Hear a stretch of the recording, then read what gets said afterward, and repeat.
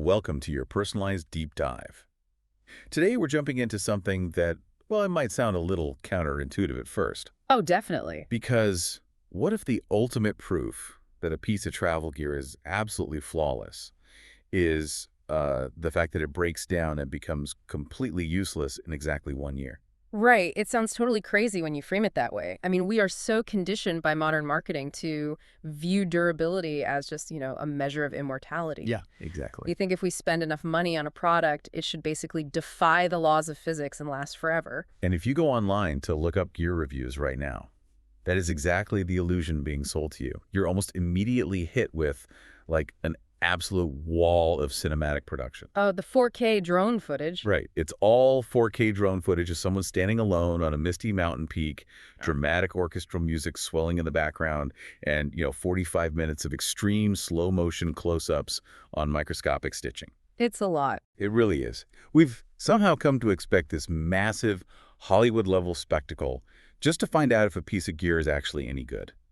But today, our mission cuts through all of that noise. We are looking at a highly concentrated, straight-to-the-point YouTube video review from a channel called PLANTONE. Yeah, and the subject is a pair of travel shoes, right? The Salomon XA PRO 3D GTX. That's the one. And it is a remarkable piece of source material specifically because of what it strips away. There are no drones. There are no slow-motion mud splashes. Just a guy talking about his shoes. Exactly. It leaves us with only the absolute functional essentials of a product review from someone who has clearly put this gear through rigorous testing. That is the beauty of it. Our goal today is to unpack this incredibly concise review to understand the hidden mechanics of what makes a piece of gear earn a highly recommended status from a repeat buyer. Because that's the real test, isn't it? Oh, absolutely. We are going to deconstruct the anatomy of this review to figure out how you can make smarter, more scientifically grounded gear choices yourself. But to do that, I think we have to look at the structural foundation first. Right, the core architecture of the shoe. Exactly. Before we talk about how long the shoe lasts or what it costs, we really need to understand what it actually does for the traveler. In the video, the reviewer, PLANTONE, focuses on a very specific triad of physical features. The gore-tex material, the shock absorption, and the heel support. Right. And notice what isn't on that list. They don't talk about the colorway, they don't talk about the aesthetic silhouette, or the branding. Which is refreshing. Totally. They zero in entirely on the biomechanical and environmental realities of travel. To me, it sounds almost like a travel insurance policy for your feet. That's a really good way to put it. Okay, so let's unpack this. When a reviewer specifically singles out heel support and shock absorption over aesthetics, what does that tell us about the realities of travel? Well, what's fascinating here is that they are pairing these specific features for a reason. Let's look at the gore-tex first. The reviewer simply states, it keeps your feet nice and dry. Right, the waterproofing. Yeah, but the underlying mechanism of why gore-tex is the gold standard for this is actually incredible.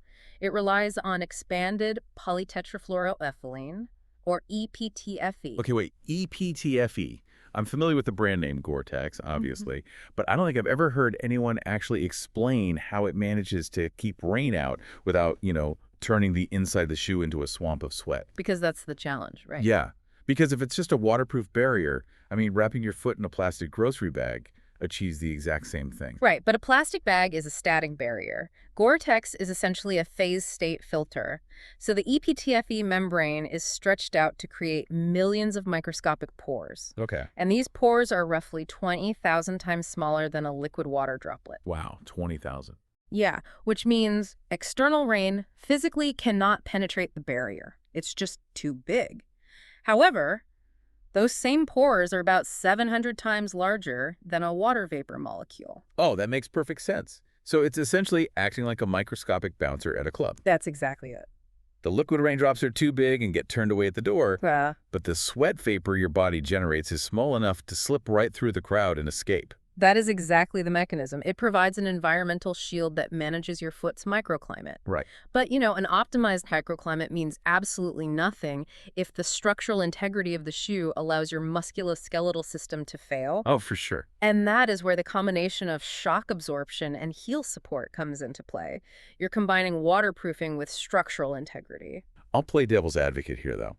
If I'm traveling to a major city, let's say I'm walking around Paris or Tokyo, I'm taking photos, I'm going to nice restaurants, I want a sleek, fashionable silhouette. These Salomon trail shoes look fairly aggressive and technical. They definitely have that hiking look. Right. So are heel support and heavy shock absorption really so critical that I should sacrifice the aesthetic of my travel wardrobe? I mean, is foot fatigue really that big of a trip killer? It is the single biggest trip killer, hands down. Really? Oh, yeah. And it comes down to the kinetic chain of the human body. Think about what traveling actually entails. You are rarely taking a predictable stroll on a perfectly flat surface. True. You're usually lost on some side street. Exactly. You are navigating wet city streets, you are suddenly walking across uneven cobblestones, and you are descending steep transit station stairs. Oh, my knees feel that just thinking about it. Right. And you are doing all of this for hours on end, often while carrying a heavy backpack that alters your center of gravity. So every step is essentially an unpredictable micro-trauma. Precisely. Let's look at a shoe without dedicated heel support. Something squishy and aesthetic, like a standard foam sneaker that a lot of people travel in. Yeah, a lot of people wear those. Well, when your foot strikes a cobblestone at an angle in those, your ankle stabilizer muscles have to fire to keep you upright. Your subtalar joint is frantically working to prevent overpronation or supination. Right. Over 10 miles of walking, those tiny stabilizer muscles are firing thousands and thousands of times. That metabolic cost is massive. Wow, I never really thought about the metabolic costs of just balancing. Yeah, you don't just get sore feet. That kinetic shock wave travels up your tibia, into your knees, and eventually fatigues your lower back. Okay, I see where you're going. So the heel support acts like an external exoskeleton.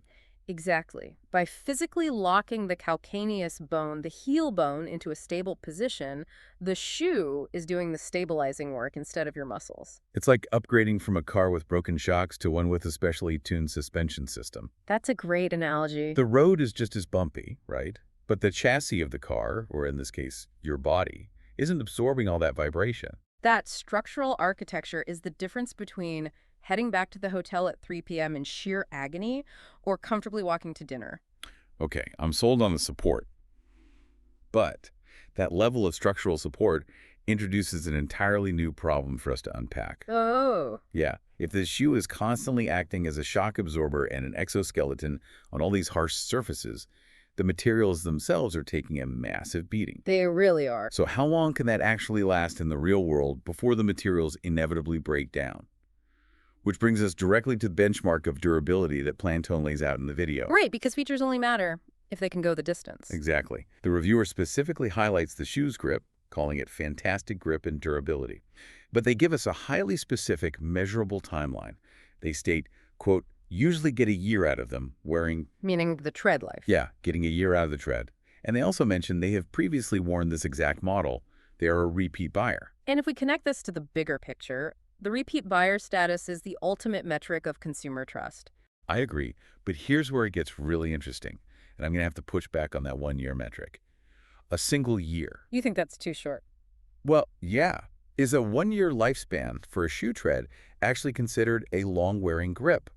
That seems like a very specific, almost short metric to judge a shoe by. I can see why you'd say that. I mean, if you are buying a piece of premium, highly recommended travel gear, I feel like the expectation is that it should be practically indestructible. You hear about these hiking boots with dense Vibram soles that people wear for 5 or even 10 years without replacing them. That's true. You do hear those stories. So hearing someone praise a shoe for lasting exactly 12 months sounds like surprisingly terrible durability to me.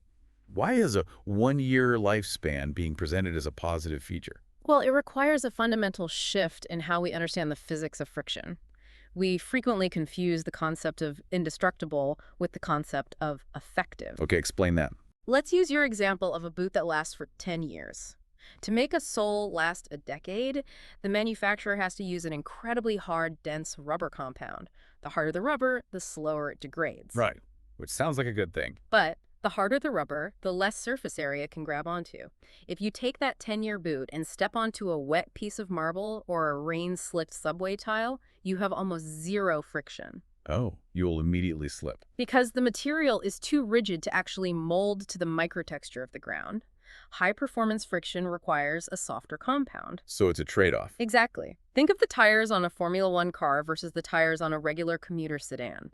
The commuter tire might last 40,000 miles because the rubber is hard. But you can't take a corner at high speed. You'd crash. The Formula One tire is made of an incredibly soft, sticky compound that grips the track flawlessly, but it completely degrades after a single race. Grip requires friction, and friction inherently creates wear. Wow, okay, so the tread on these Salomons is essentially acting as an ablative shield. An ablative shield. I like that. Yeah, like the heat shield on a returning spacecraft that physically burns away to protect the capsule inside.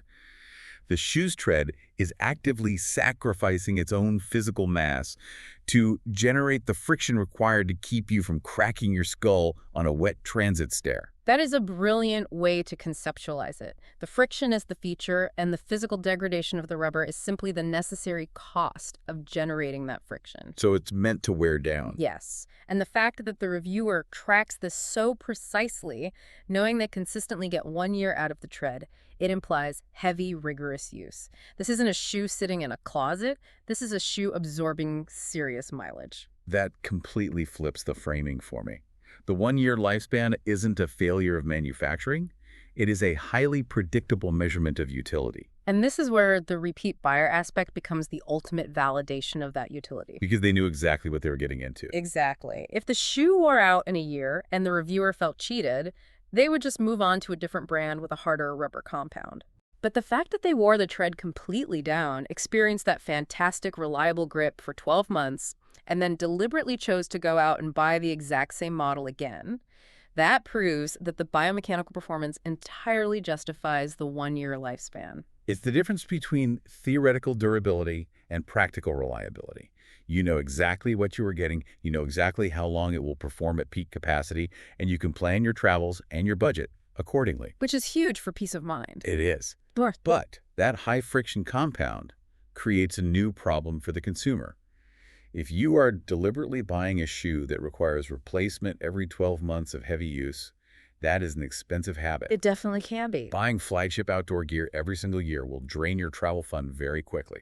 Which brings us to the economics of this recommendation and the final puzzle piece of Plantone's review strategy, because knowing what to buy is only half the battle. Knowing how to buy it is just as important. Right. The reviewer gives us two massive clues about their purchasing strategy here. First, the price. They note that they picked them up for, quote, less than $100 Australian dollars. Which is a steal for Gore-Tex. It really is.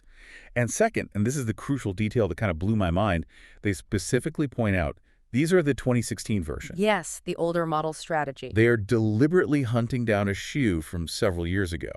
My initial thought when I hear that is, why buy outdated tech? It's a common reaction. Right, because in the smartphone or laptop world, a 4-year-old device is practically a brick. Is footwear technology really that stagnant?